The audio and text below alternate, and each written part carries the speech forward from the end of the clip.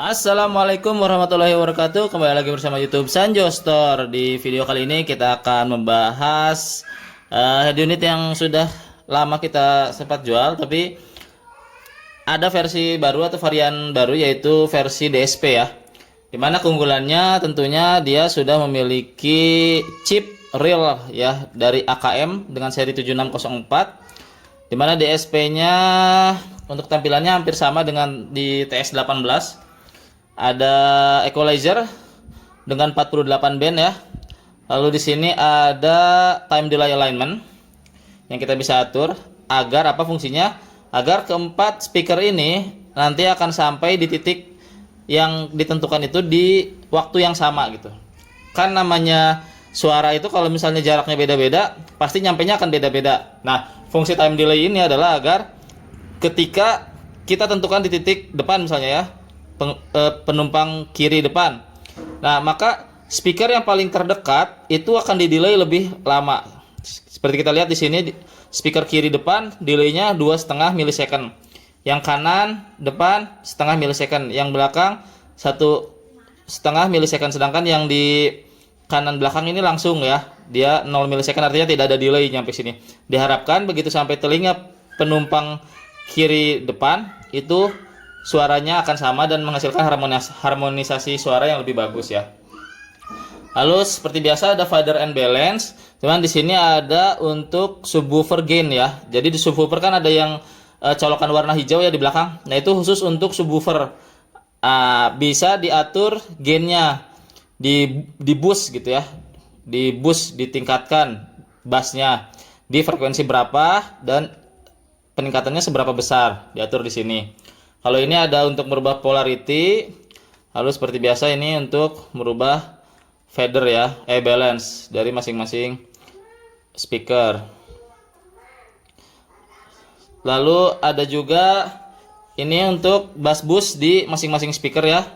Diatur mau di boostnya di frekuensi berapa dan kekuatannya berapa. Di sebelah kiri untuk crossovernya, untuk frekuensi tinggi mau di pas atau mau sedang saja keluarnya, atau di tinggi fast di filternya gitu. Lalu di sini untuk ada loudness, kemudian untuk vokalnya mau dimunculkan, ditinggikan, ini bisa diatur di sebelah kiri ya. Yang terakhir adalah filter bass ya. Kalau misalnya kita ingin lagunya dikurangin bassnya, maka kita tinggal filter aja di sini gitu. Atau yang untuk subwoofer bisa dikurangin di sini. Ini yang untuk center ya, maaf. Saya sendiri kurang begitu paham sama audio ya, karena saya masih fokus di jualan head unit Android. Jadi kalau misalnya ada penjelasan saya yang kurang dimengerti, mohon maaf. Silakan bagi yang audio lover, T5 ini sudah sangat cocok ya untuk digunakan di mobil. Kita lihat di tentangnya ya, tuh. Prosesor suaranya atau DSP-nya sudah real chip AK7604. Dan untuk versi yang ini sudah RAM-nya asli 2 GB dengan ROM 32 GB. Lalu yang spesial dari head unit varian ini adalah adanya HDMI output ya. HDMI output. Jadi bagi pengguna travel, bis dan lain sebagainya yang punya TV besar gitu, itu kalau kita pakai HDMI output hasilnya akan jauh lebih jernih gitu ya. Dari kecerahan, kejernihan gambar yang dihasilkan. Lalu kalau misalnya yang mobil biasa ingin pasang headrest monitor, juga usahakan cari yang sudah ada input HDMI, karena sudah pasti hasil gambarnya akan sangat bagus. Nah, kalau di Topway T5 kita lihat ya, settingannya ada di umum, lalu di pengaturan video output. Nah, pilih yang mode HDMI ini. Lalu spesialnya lagi, dia tuh kalau misalnya punya monitor tambahan, kita bisa setting misalnya aplikasi di layar tambahannya itu mau apa, mau YouTube saja gitu. Jadi nanti tampilan di head unit depan dengan di layar monitor tambahan itu akan berbeda. Ini spesial sekali dari pabrikan Topway ya. Tidak hanya di T5 tapi di T100, T18, T10 semuanya punya fitur yang sama. Baik, seperti semua produk yang dijual oleh Sanjo Stores pasti memiliki kipas ya. Nah, untuk di Topway T5 untuk mengaktifkan kipasnya itu bisa masuk ke menu umum ya. Di sini ada control amplifier. Nah, ini dibuka. Nah, dengan open atau buka ini, maka kipas otomatis akan nyala ya. Selain kipas, semua produk dari Sanjo Store juga sudah dilengkapi dengan CarPlay ya. Nah, untuk CarPlay softwarenya bisa Z-Link, T-Link, atau PhoneLink. Tapi untuk beberapa head unit, pastikan agar bisa connect dengan handphone Android Auto-nya, cek dulu di settingan hotspotnya ya. Nah, di settingan hotspotnya ini nanti di bagian lanjutan, itu ada di opsi AP band, ada pilihan pita frekuensi 2,4 dan pita frekuensi 5 GHz. Kalau misalnya handphonenya sudah support pita frekuensi 5 GHz, silahkan pilih yang ini ya, yang bawah. Tapi kalau belum, dan akhirnya nanti tidak bisa connect, cek settingan ini. Kemungkinan handphonenya hanya support di pita frekuensi 2,4 GHz. Makanya dia tidak bisa connect Android Auto. Untuk masuk ke Android Auto seperti biasa ya, ini ada settingan di sini namanya T-Link. Kalau misalnya tiba-tiba di factory reset T-Linknya hilang, masuk saja ke file manager. Harusnya ada sih di sini aplikasinya ya. T5 APK. Nah, ini ada nanti untuk T-Link. Mana ya? Kok nggak ada? Oh, ini CarPlay. Nah, ini ada. Jadi Z-Link bisa diinstal di sini ya. Nah, kita masuk menu tadi lagi, Z-Link. Agar tidak otomatis connect saat disambungkan dengan handphone, kan ini kalau misalnya di connect Bluetooth, nanti otomatis Android Auto connect ya. Nah, agar tidak langsung connect ke Android Auto, ini di off kan saja. Posisinya di kanan ya, karena setir kanan. Lalu ini floating navigasi, mau di on kan atau di off kan bebas sih. Itu aja. Dan tentunya fitur yang paling membedakan T5 dengan head unit T100 atau yang harganya di bawahnya itu adalah karena dia sudah support kamera 360 ya. Untuk mengaksesnya ada di menu 360 view. Ini kita lihat ya. Tampilan depan, belakang, kiri, kanan. Dan 4 kamera. Dan selain mode kamera 360, dia juga punya 3 mode lainnya ya, yaitu mode kamera belakang saja. Jadi bagi yang ingin nyicil misalnya pingin kamera 360-nya masangnya nanti belakangan, bisa dirubah dulu saja ke settingan kamera belakang gitu kan. Tapi kalau misalnya saya nggak butuh kamera 360 tapi saya butuh merekam depan dan belakang, itu ada mode dual front and rear recording gitu ya. Nah, untuk merubahnya tinggal masuk ke setelan pabrik, ada 1 2 3 4 5 6 passwordnya. Lalu di bagian bawah nih pemilihan kamera belakang. Nah, sekarang yang saya pilih adalah 360 AHD 25 fps. Kalau misalnya mau mundur saja, pilih mundur saja, lalu pilih tipe kameranya ya, AHD berapa P dan berapa fps-nya. Lalu untuk dual recording ada di sini. Nah, perekaman ganda depan dan belakang saja. Nah, untuk kamera depannya biasanya ditaruhnya di kaca depan seperti dashcam pada umumnya. Tinggal diatur resolusinya berapa dan fps-nya berapa. Lalu mode terakhir, yaitu mode yang keempat adalah 4 kamera ya. Jadi kalau ini bukan kamera 360 tapi all round view istilahnya. Jadi depan, kanan, kiri, belakang bisa dimonitor kamera 4 gitu. Tapi dia tidak panoramik. Jadi dia tidak bird view, tidak perlu dikalibrasi. Kita hanya sekedar untuk melihat kanan, kiri, depan, belakang saja. Tidak seperti sedang di atas seperti burung yang melihat ke bawah gitu. Nah, itu kalau itu di yang 360 bird view istilahnya. Kalau misalnya dipilih tinggal enter saja, nanti dia akan restart. Nah, karena banyak juga yang bertanya bagaimana cara kalibrasi dan bagaimana settingan-settingannya. Jadi untuk Sanjo Store pembelian paket kamera 360 kita bisa pinjamkan ya. Tapi ongkos untuk pulang pergi silakan dibantu gitu. Untuk dibayar sendiri gitu, jangan dari kita juga. Nah, untuk kalibrasi yang biasanya kita lakukan itu menggunakan pattern yang kedua ya. Passwordnya adalah 4321. Nah, kita next dulu. Kita pilih pattern yang nomor 2 ya. Confirm. Untuk lensanya kita jarang ubah sih kalau lensa ya. Tapi kalau misalnya dari yang kita jual ini ada keterangannya lensanya 4007. Lalu untuk sensornya 2053. Boleh disetting ke sini. Lalu front offset EG ini adalah jarak antara kain depan dengan kain belakang ya. Bukan, jarak antara kamera depan dengan garis kain depan. Lalu untuk kalibrasi len panjang itu jarak antara kain depan dengan kain belakang, jarak hitamnya ya, hitam ke hitam. Lalu untuk calibration width itu adalah jarak antara dua kamera samping. Jadi kamera di spion kanan dan kamera di spion kiri. Itu di input harus sesuai ya. Enggak perlu presisi tapi usahakan sesuai agar semakin akurat. Lalu yang paling penting adalah ini, ada car model. Nah, ini harus di input car length, panjang mobil, car width, lebar mobil, wheelbase, jarak antara roda depan dengan roda belakang, front track, jarak antara roda depan dengan bumper kamera depan gitu, front overhang dan lain sebagainya. Ini cari aja istilahnya di Google ada, dan ini harus diinput ya, disesuaikan agar hasil kalibrasinya nanti lebih akurat seperti itu. Setelah semuanya di setting ukurannya, maka dilihat dulu nih, diklik kamera calibration.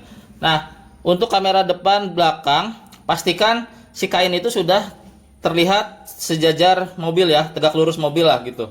Yang untuk kanan kiri pun usahakan sama, jadi tegak lurus mobil. Nanti hasilnya akan saya kirim gambar ya di slide.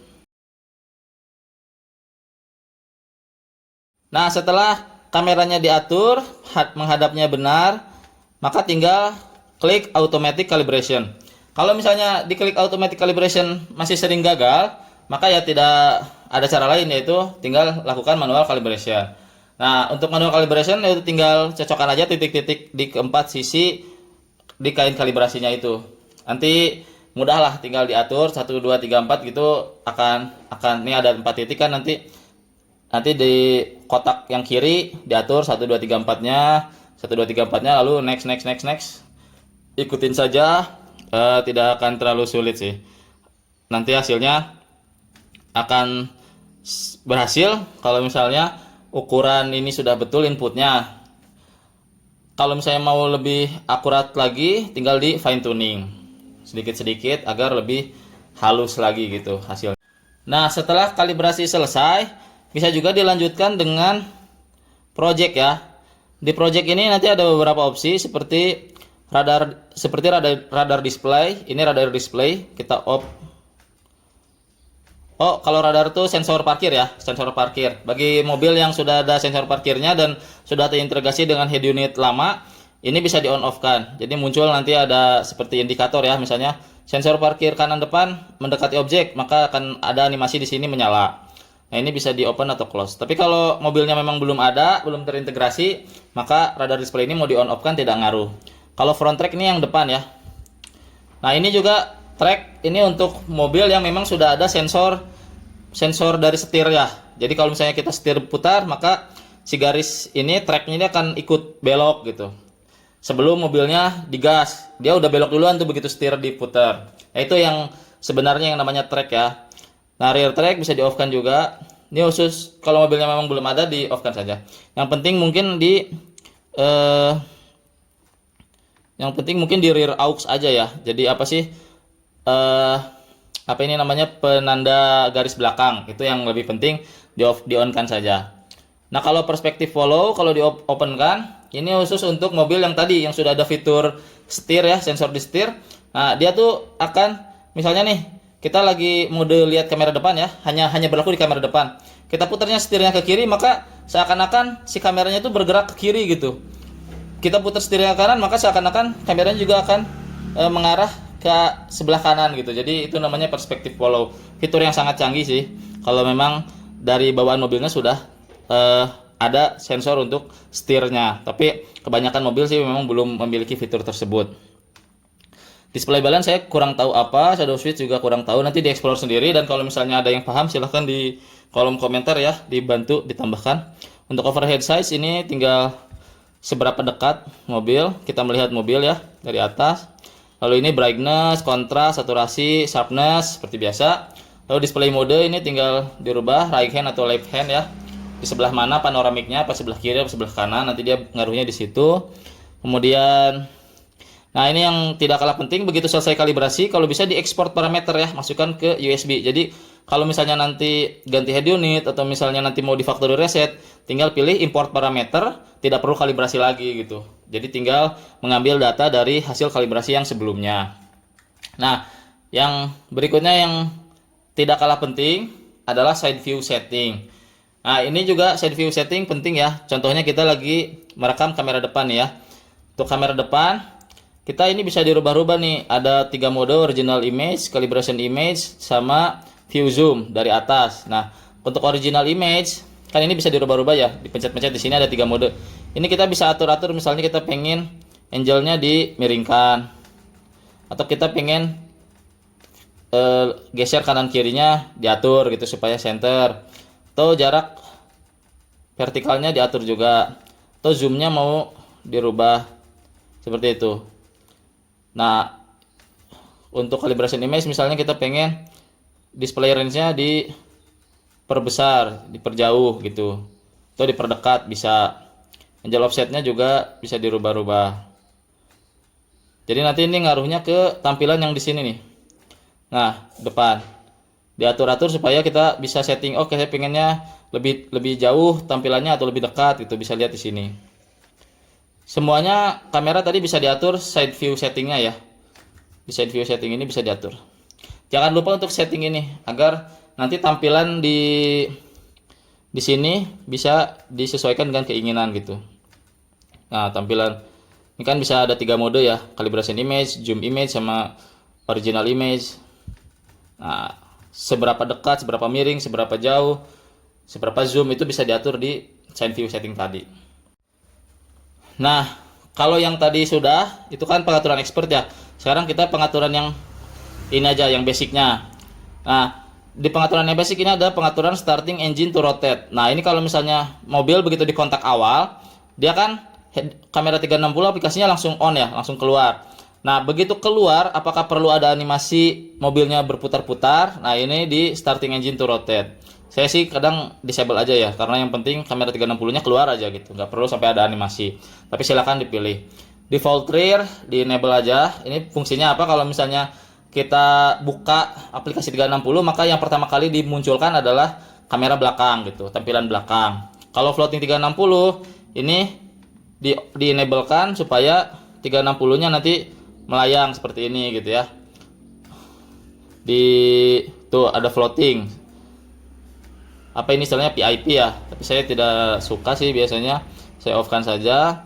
Terus ini yang tidak kalah penting adalah record status. Jadi untuk kamera 360 semua sisi kameranya itu bisa merekam. Nah, untuk kita aktifkan recording statusnya ya, di enablekan agar dia merekam. Lalu di bawah adalah turning delay. Turning delay ini adalah dari 0 sampai close 15. Ini fungsinya apa? Begitu kita send, kita aktifkan send, maka kan otomatis head unit ini akan ke-trigger nih, akan muncul menampilkan kamera yang sebelah mana, kanan atau kiri, tergantung kita send mana gitu ya. Nah, setelah sendnya nonaktif, kembali lurus gitu, dimatikan lampu sendnya, maka dia akan menampilkan kamera depan. Nah, seberapa lama kamera depan itu ditampilkan, ini settingannya 2 detik, 5 detik, atau 0 detik tidak menampilkan sama sekali. Nah, kalau close, ini kemungkinan untuk menonaktifkan settingan dari mengaktifkan dari lampu sen. Jadi kalau kita mencet close, kemungkinan ya, saya belum coba. Kalau misalnya kita lampu biasanya di sen itu langsung muncul kamera 360-nya. Nah, kalau di close maka dia tidak akan muncul lagi gitu. Kemungkinan ya untuk close ini, karena ada 0, ada close. Kalau 0 itu dia tidak menampilkan kamera depan setelah selesai lampu sennya dimatikan. Nah, kalau close ini benar-benar tidak ingin mengaktifkan lampu sen agar memunculkan kamera 360. Ada juga reversing delay ya. Nah, reversing delay juga sama. Jadi begitu kita gigi mundur, lalu kita normalkan lagi, netralkan lagi, maka dia akan ada delay untuk menampilkan kamera depan, gambar depan. Bisa 2 detik sampai 15 detik. Nah, kalau ini tidak bisa di off kan ya, karena kan kita pengennya mundur selalu ada menampilkan kamera belakang. Makanya kalau di settingan ini nggak ada close. Yang ada 0 saja. Artinya kalau 0 berarti begitu selesai mundur, dinetralkan, dia tidak akan menampilkan kamera depan, tapi akan kembali ke tampilan Android-nya. Nah, kalau emergency light delay itu tadi hazard. Begitu kita aktifkan hazard, maka setelah hazardnya kita matikan, akan menampilkan kamera depan dengan delay berapa lama. Atau mungkin bisa dinonaktifkan dengan menekan close. Nah, kalau radar delay, ini bagi yang tadi yang sudah punya sensor parkir dan terintegrasi. Jadi begitu sensor parkirnya mendeteksi ada benda dari dekat, maka otomatis kamera 360 akan langsung muncul tuh. Seperti kayak layaknya kalau kita misalnya gigi mundur, akan langsung keluar tuh tampilan aplikasi kamera 360-nya. Dan ini adalah delay-nya. Pengennya delay-nya setelah hilang jauh dari objek tadi yang mendekat, berapa lama dia akan menampilkan kamera depan. Bisa juga dinonaktifkan dengan close ya. Tapi tadi yang begitu belum punya sensor parkir yang terintegrasi di mobil lamanya, ya nggak akan bisa juga. Kalau di on off ini nggak akan ngaruh. Nah, kalau touch delay ini yang berpengaruh ke kita nih buka-buka aplikasi kan dari tadi aplikasi ya, dari menu 360 ini. Nah, kalau misalnya kita tidak menekan dia selama 15 detik, maka dia otomatis mati sendiri. Nah, itu fungsinya di sini di touch delay. Kalau misalnya kita klik aplikasi dan kita tidak ingin dia mati sendiri, otomatis nutup sendiri, maka kita pilih always. Seperti itu. Nah, kalau misalnya turning signal trigger on, kalau misalnya ini diaktifkan, pokoknya selain yang close ya, begitu kita di kecepatan di bawah 10 kilo misalnya kita setting di sini, maka dia begitu kita send akan muncul tuh kamera 360-nya akan ke-trigger, aplikasinya bakal kebuka. Tapi kalau misalnya kita lagi di atas 10 km per jam, itu dia tidak akan kebuka gitu. Jadi tidak akan mengganggu begitu saat jalan cepat di tol gitu, begitu kita kanan kan kita pengennya selalu tampil tuh YouTube-nya atau Google Maps-nya gitu. Nah, settingannya di sini. Kita bikin misalnya 60 km per jam, maka begitu di atas 60 km per jam, begitu kita send kanan kiri, dia tidak akan muncul si aplikasi 360-nya. Kalau misalnya dipilih no limit, artinya apa? Artinya begitu kita send kanan kiri, dia akan selalu muncul. Nah, yang tadi kita sempat bahas ini ya, recording status enable. Nah, di mana si hasil rekamannya itu disimpan, itu ada di record device, USB 1, USB 0, atau USB 2 gitu. Bagaimana kita tahu USB mana yang digunakan? Itu masuk aja ke file manager ya. Nah, ini file manager. Nanti begitu kita colokin flash disk, maka di sini akan keluar nih USB 0, USB 1 atau USB 2. Nah, berarti itulah perangkat device yang akan kita gunakan untuk media penyimpanan hasil rekamannya di kamera 360 tadi. Nah, itu harus disesuaikan ya. Tandanya dia sudah merekam, ini ada titik merah di sini bahwa dia sedang merekam. Untuk hasil rekamannya bisa diatur Full HD, HD atau SD. Baik, mungkin ini penjelasan sedikit tentang kamera 360. Tidak lupa juga untuk car model bisa kita atur-atur. Ini yang untuk versi free ya. Untuk warna juga bisa dirubah sesuai dengan mobil kita. Ini untuk modelnya apakah US SUV, apa hatchback, apa sedan ya. Silahkan diatur. Tapi modelnya tidak bisa benar-benar sama ya dengan model mobil sendiri. Ini untuk merubah plat nomornya, angkanya disesuaikan dengan milik kita sendiri bisa, misalnya berapa gitu, A1234 BZ gitu bisa. Kalau misalnya bener-bener pengen sesuai dengan mobil yang kita punya, harus beli gitu, nggak bisa gratis. Tinggal cari di list ini, disesuaikan, dan harus bayar.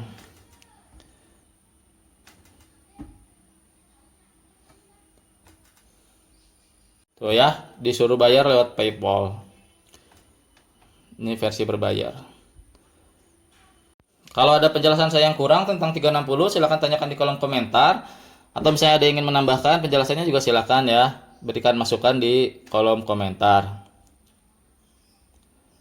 Ini tampilan untuk kamera kanan kiri. Ini untuk depan belakang. Ini untuk memoto ya, ketika sedang jalan itu kita ingin foto, maka pencet ini. Baik, kita lanjut lagi ya ke penjelasan berikutnya. Kira-kira bahas apa nih? Oh, ini yang sering ditanyakan juga adalah bagaimana mengaktifkan Google Assistant ya, gitu. Di setir. Nah, pastikan aplikasi tidak perlu ada yang diinstal sebenarnya. Tidak perlu diinstal, yang pastikan di sini nih yang suara nih, yang suara yang kedua ya, kan ada suara pertama dan yang suara kedua.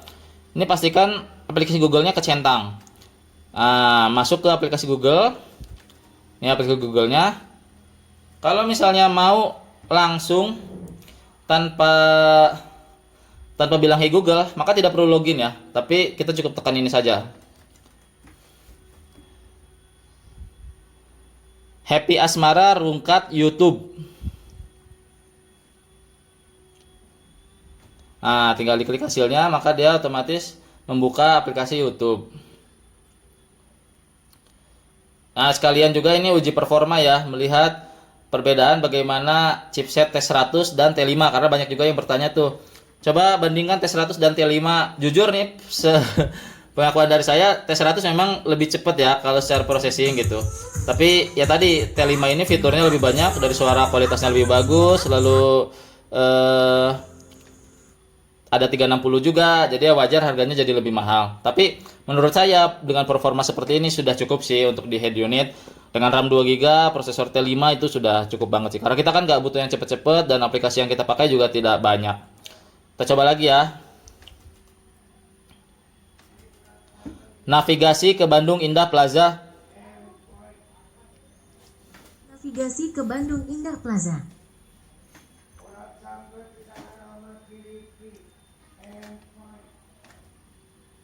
Oh ini loading. Maaf ya sekali lagi banyak gangguan suara dari luar, dari tukang-tukang jualan keliling atau saya dari suara-suara anak saya. Karena saya merekamnya ini kebetulan di rumah. Nah ini navigasi ya cukup cepat lah dibanding 8227 ya. Ini masih jauh lebih layak untuk digunakan untuk aplikasi-aplikasi seperti Google Maps, YouTube dan lain sebagainya.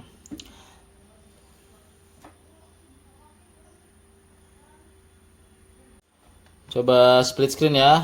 Ini Maps. Tekan dulu. Jadi pencet Recent Apps, lalu tekan yang agak lama sehingga kanan kirinya muncul tuh ya. Tarik ke kiri atau ke kanan. Nah, pengemudi biasanya di kanan ya Maps-nya.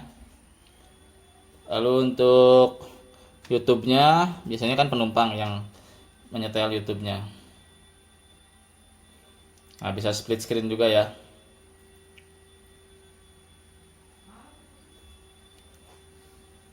Untuk menonaktifkan split screen-nya ya berarti tinggal geser aja. Misalnya kita ingin mempertahankan Maps, maka ini digeser ke sini supaya Maps-nya tetap on.